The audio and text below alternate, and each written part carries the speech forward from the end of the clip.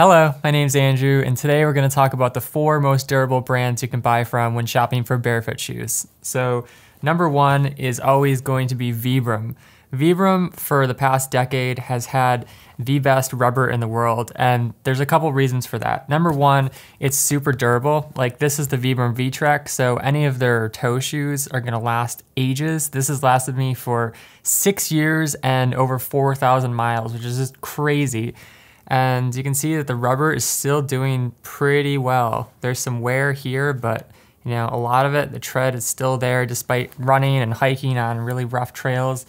And yeah, so Vibram treads, super durable, but they're also really flexible. And this one is kind of getting worn out now. It's a little bit harder, but in the beginning, they're super tacky. And even this, it still has a lot of grip to it. So you get a lot of ground feel, you get a lot of flexibility.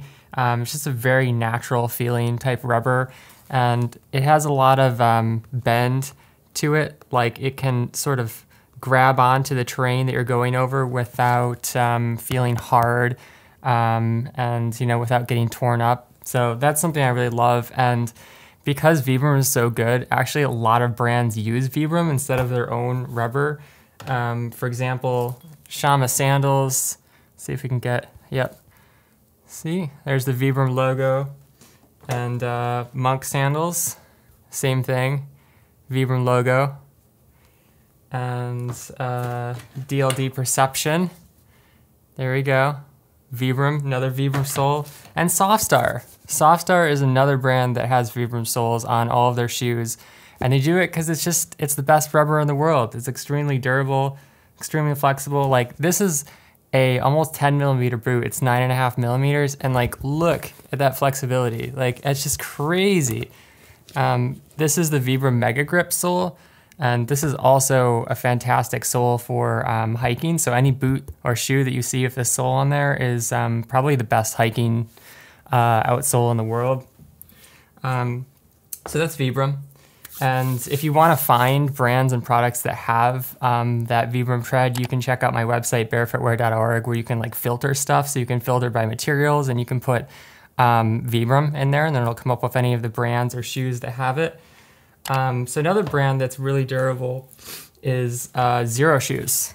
Xero Shoes has this type of rubber called Feel True, and it's not quite as soft feeling as Vibram. It's a little bit harder, but this rubber will last forever. Like, I've had these sandals also for 6 years and probably, I don't know, 5,000-6,000 miles by this point. And like, yeah, look at that. There's a little bit of wear here, you know, but everywhere else, the sandal has taken a beating and it still looks amazing.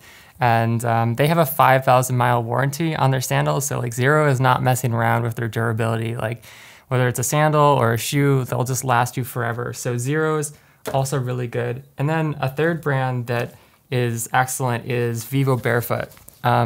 This is the Primus Lite, another one that I've had for 6 years since 2017. Has easily 4,000 to 5,000 miles on it by now. And yeah, the sole is still looking, this is a 3 millimeter sole. And Vivo is kind of like in the middle, I would say. Like, Vibram has the softest, most flexible feel, and it's also the most durable. And then Xero is really, really durable, but it is a little bit harder feeling, depending on the shoe that you get. Like the HFS, for example, is a little bit softer, but in general, like Xero is a little bit harder feeling. But then Vivo is in the middle. You know, they've got like really good flexibility, but also really good durability. And a lot of their soles are the same in terms of the material for what you can expect. So you can easily get thousands of miles off them. However, you don't necessarily have to get one of those 3 brands to get a lot of durability out of your shoes, because there are actually 4 different ways that you can extend the life of any barefoot shoe. And if you take care of them, like, there's no reason why they can't last you for thousands of miles. So the number 1 tip would be to just avoid any kind of like friction. So like, if you're twisting your foot during your stride, it's gonna wear off a lot more of the shoe than if you're just coming down smoothly. Because even on pavement, like if you're coming down smoothly like this, there's really almost no friction. So there's really nothing that's breaking down the shoe. And another thing that can add a lot of friction is if you are scuffing your shoe. Like when you come down, you'll hear a lot of runners do this, like, you know what I mean? Instead of, you don't want to do that. Like scuffing and twisting are probably responsible for about 90% of the wear on barefoot shoes, or really any shoe, even cushion shoes in general. So another thing that you can do is that you can shorten your stride, because one thing that happens, and this is not necessarily to do with the tread of the shoe, but with the upper, when you get tear outs, especially the tear outs tend to happen here where the shoe bends like this. So the longer you're striding, the more your foot is gonna have to bend to compensate, versus if you keep a shorter stride, it's only bending like this and it won't put as much stress on the material. So that's one way that you can protect the upper material. And you can also just make sure you're avoiding like scraping into stuff, because like catching thorns or rocks or sticks on the side of a barefoot shoe is gonna tear it up, you know, no matter how tough the material is, it's gonna take a toll on it. So that's another tip. And then in general, like just don't use barefoot shoes for the wrong purpose. Like in my tread types video, I talked about how there are different treads. And let me get a, yeah, hold on. Let me get an example. So like here is a, what you would call an aggressive tread.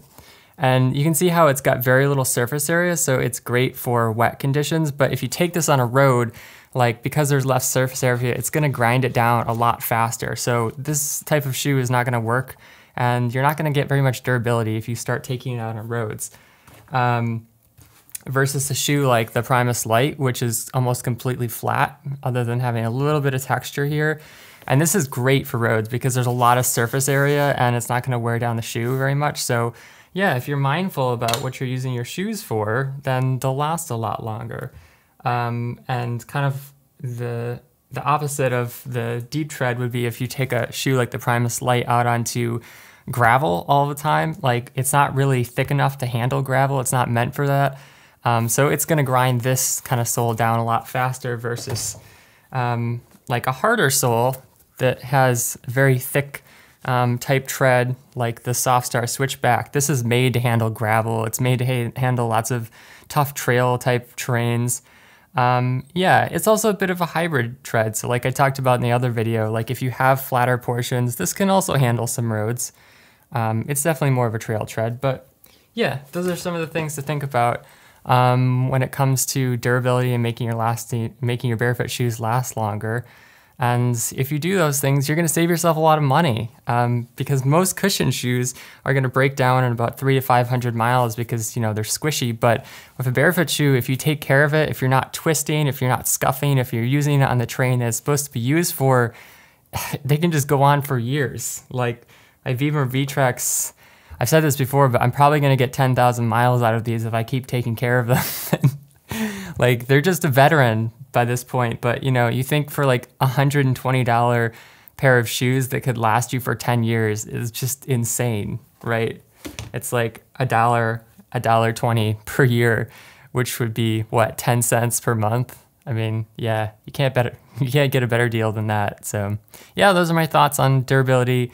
And if you have questions about finding a really durable pair of barefoot shoes that's gonna last you a long time and save you a lot of money, then let me know in the comments. And I'll catch you next time. Peace.